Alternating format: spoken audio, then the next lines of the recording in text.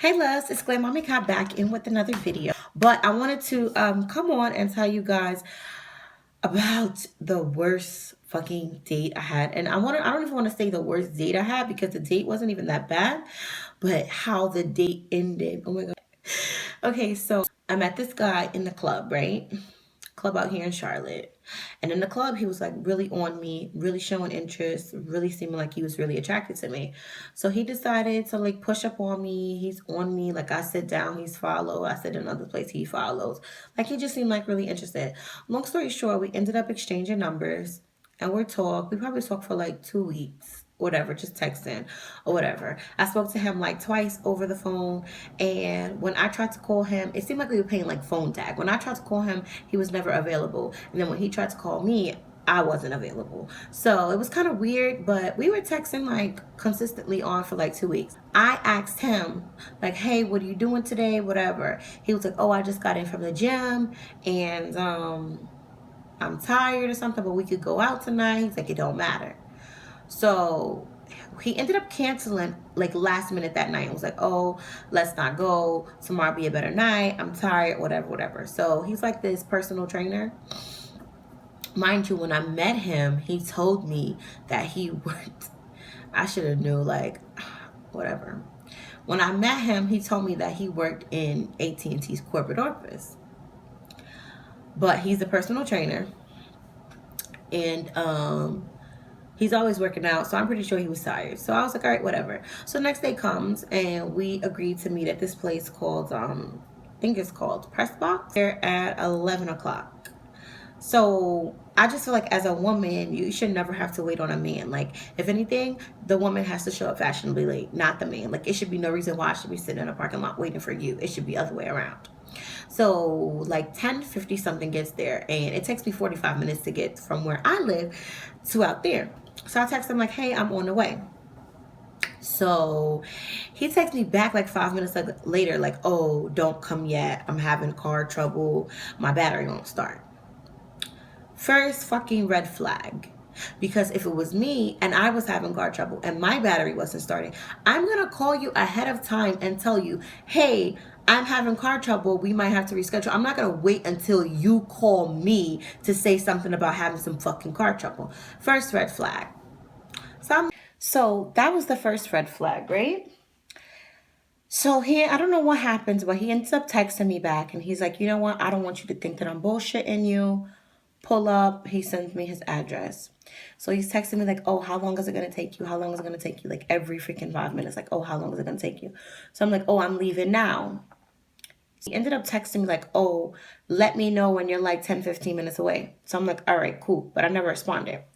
So maybe like 10, 15 minutes into that, I was 10 minutes away, getting off the exit. So I'm like calling him, texting him, no answer, no response, no nothing. Calling him. I get a random text. Oh, just meet me at the place. I'm getting off at your exit. Just meet me and we'll follow each other or something. Like something. And I ended up pulling over in a restaurant parking lot. It was super dark. Like, I'm freaking scared. I'm paranoid as hell anyway. So, yeah, I ended up pulling over, and I'm like sitting in the parking lot, and I'm like calling, like back to back, because for some reason, I think it's because my phone is old and it won't update. Like, it won't let me, like, my GPS stops working at times. So like when I say I was getting off at the exit, I was like getting off but still lost. Like, I had to keep going back into the directions. Like, the bitch wasn't telling me like turn right onto Malik's Creek Road. Like, it wasn't telling exactly like where to go. So I'm telling him like, hey, no answer, no response, no nothing. So I'm like, you know what? Fuck this. This motherfucker want to play games with me. Like, I'm just gonna leave. As I'm pulling over to get back onto 85, the motherfucker calls me like, oh, I'm sorry, my phone was in my pocket. You and I both have iPhones.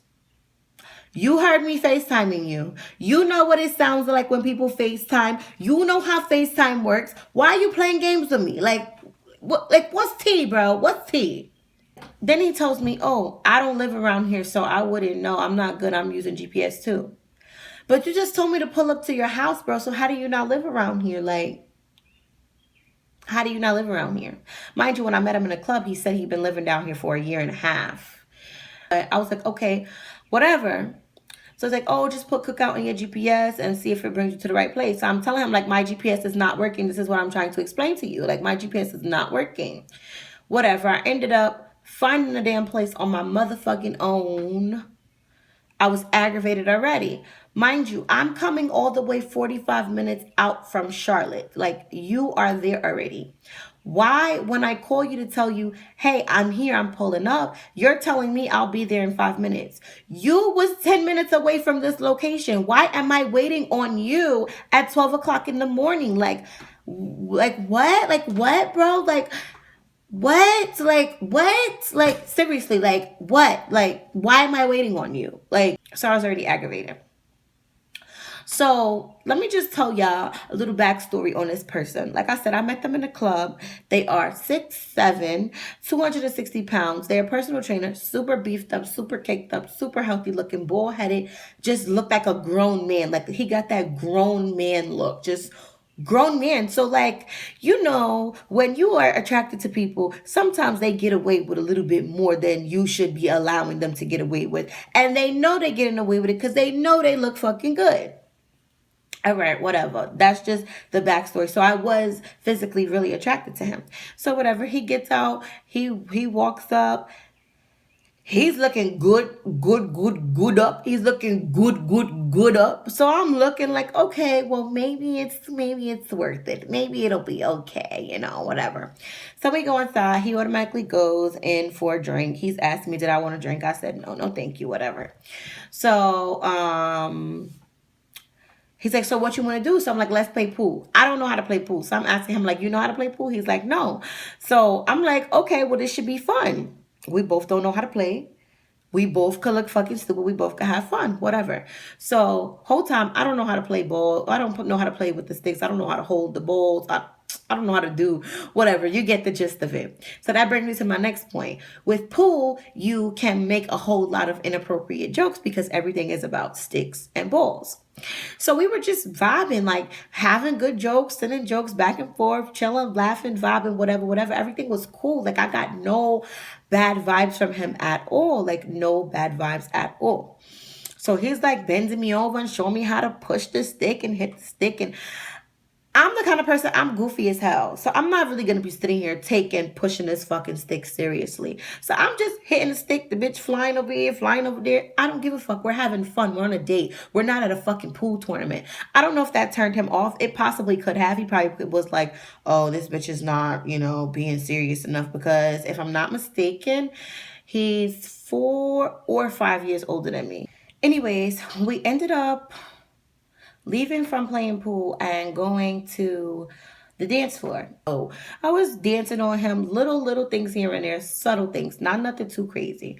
He gets a little provocative and he's like grabbing on me, like touching on my ass, like feeling on me, like trying to grab on me. So he grabs my dress, like the crotch of my dress, and he's like, oh, you know, once I get this, you're gonna be mine, right? Because I don't like sharing.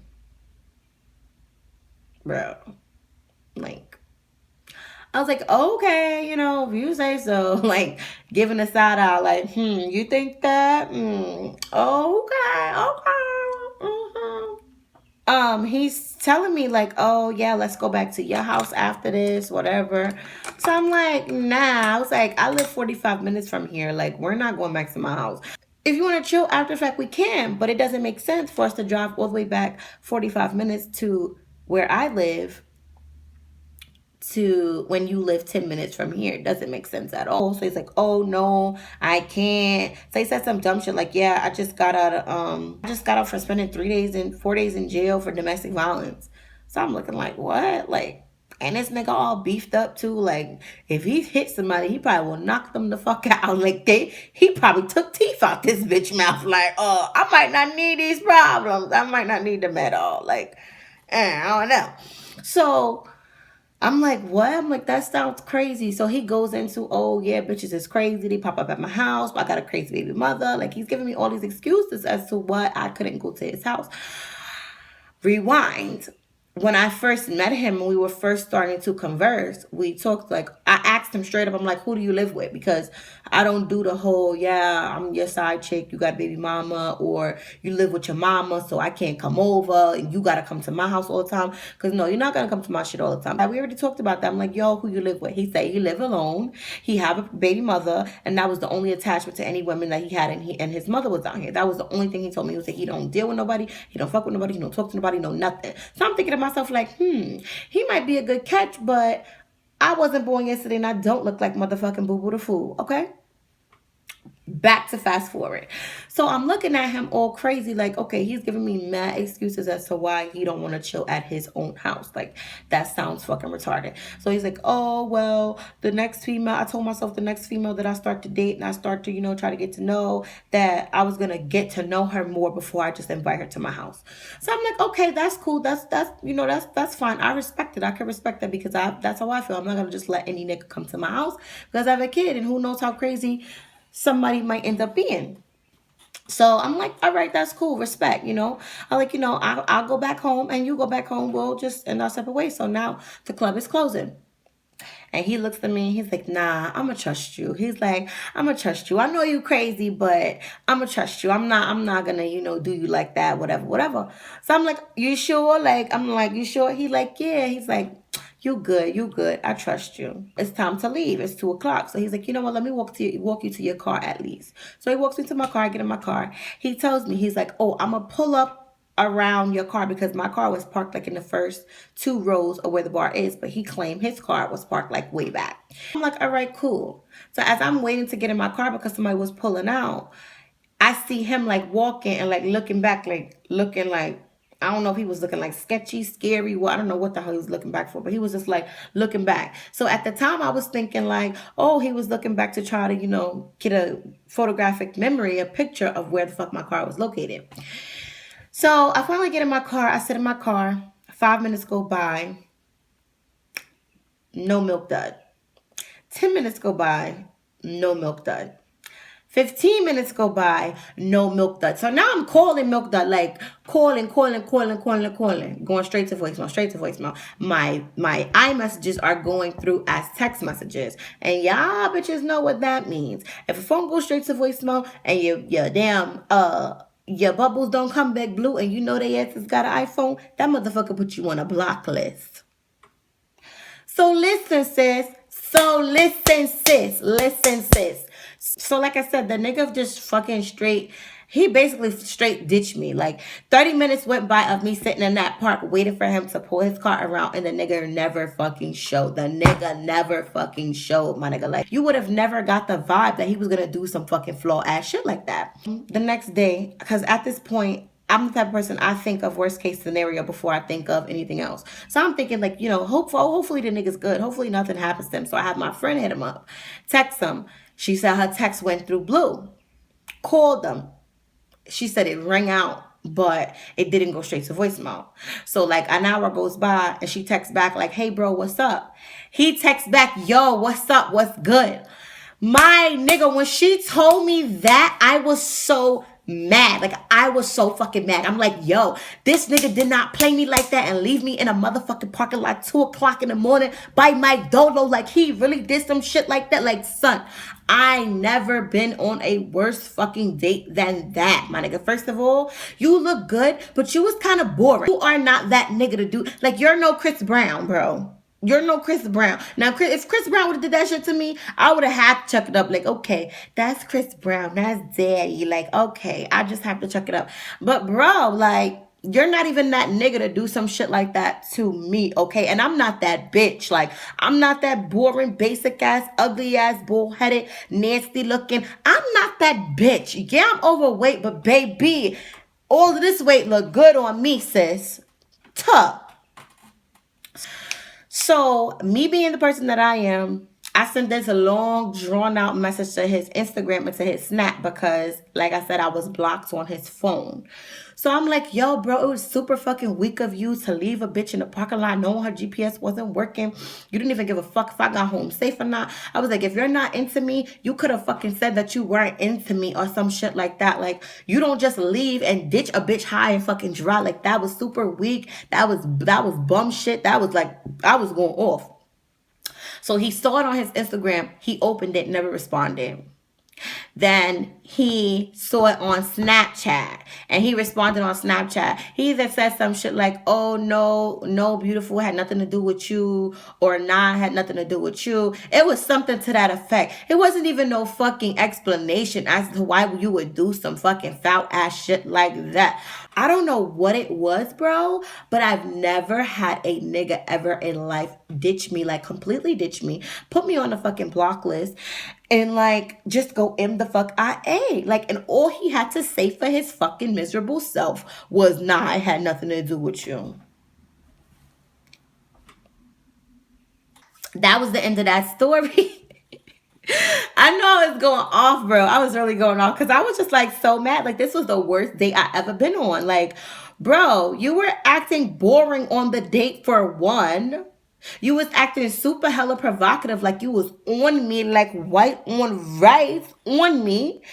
And then you do some foul shit like that. Like, like never in life, I'm gonna keep saying this, never in life had I ever had any nigga ditch me, disappear, fucking do no foul shit to me on a date. But you hear about it all the time. Like, you legit hear about it all the time. I'm gonna end this video because now I'm blabbling and I'm just talking shit. But shout out to Milk Dud. Thank you for giving me a good story time. And thank you guys for watching. I'm sorry about all the profanity, but when I get mad, like, I get mad.